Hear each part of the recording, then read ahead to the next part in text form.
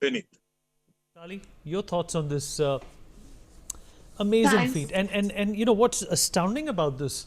That the predominant part of eliminating this kind of astute, prolific poverty was done in just a decade.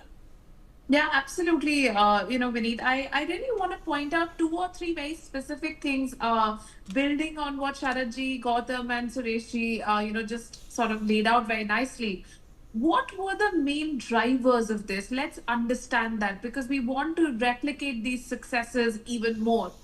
The first biggest driver of success, which has been pointed out in the report, is five major welfare schemes that were started by the government. The first one, which has been mentioned, is actually the PM Awas Yojana.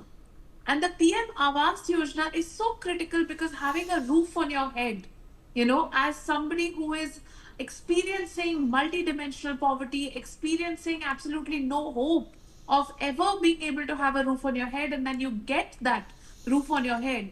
That has been a game changer, which has been introduced in the last 10 years. The second biggest scheme is actually the Ayushman Bharat scheme, and if you look at the entire narrative which we used to study in our textbooks in school, we used to always be told everybody who is actually even lower middle income is one health crisis away from falling into the poverty line. Now, when you introduce health insurance scheme, you are protecting that person from falling back into poverty because everyone is going to have a health crisis at some point or the other for somebody in their household, and that's how we were even able to manage a health crisis as large as COVID. And then on top of that, of course, you have the food subsidy schemes, the Garib Kalyan Yojana, which of course helped the entire country's almost 800 million people, manage COVID. But one scheme which again does not get enough credit is the Ujjwala Yojana, because even the provision of free cooking gas to the women of this country was actually again a game changer because they don't have to then go into the forest and collect forest fires, and think about the improvement in their lung capacity, in the indoor pollution that women were experiencing, that they could benefit from the Ujjwala Yojana. And the fifth scheme which the report mentions is actually the Jan Dhan Yojana, the Jan Trinity, and that of course we have spoken about the fact that the digital public infrastructure has been a complete game changer in how we actually provide benefits. You see, the leakage the leakage of providing benefits were always being provided, whether it's the 1960s or the 1970s or the 1980s.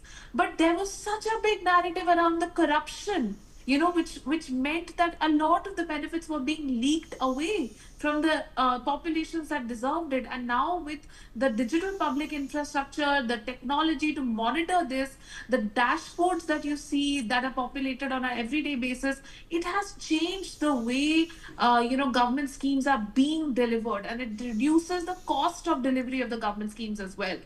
And the other point which I'd like to make is really around where the poverty reduction has happened. And five states have really led this entire charge. Of course, number one is Uttar Pradesh, where we've seen massive amount of poverty reduction. Maharashtra has seen huge poverty reduction. And it's a high income state, so we never think about poverty in a state like Maharashtra, but it does exist. There are pockets, and the government has done a phenomenal job there. Bihar, West Bengal, and Madhya Pradesh. Madhya Pradesh is one state which, again, the report also says has transformed. I remember myself visiting some of the villages in Madhya Pradesh about 10 years ago. And then when I recently went again, all of them with pakka houses, with women, leading the charge when it came to rural community development, huge amount of SHGs, trading outside the state. So I honestly think that, what you're seeing on ground today, it's translating.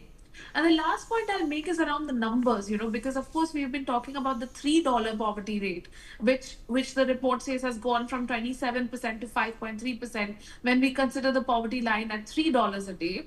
Even when you raise the poverty line to $4.2 a day, which is a new poverty line that the World Bank has been experimenting with, the poverty reduction in India actually goes from 57.7% in 2011-12 to 23.9% in 22-23 which means nearly 400 people are lifted, 400 million people are lifted out of poverty in the last decade, even when you raise the poverty line to $4.2 a day. So I feel like, as Gautamji also just said, even when you keep on raising that line, you'll still see that, the benefits are trickling down only because of the intentional nature in which the government subsidies have been designed and delivered. Back to you. Right. And Ambassador Goyal, it also proves the point that, the